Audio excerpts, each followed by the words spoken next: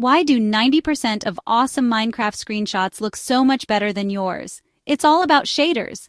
Let's make your game shine step by step. First, double check you've got Java installed. Minecraft won't run without it. Next, make sure your PC can handle shaders, at least 8 GB RAM and a decent graphics card. Ready?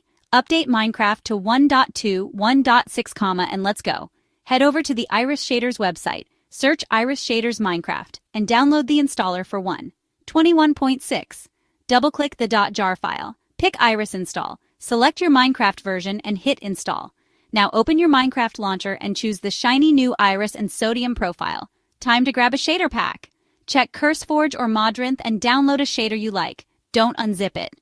In Minecraft, go to Options, Video Settings, Shader Packs, and hit Open Pack folder.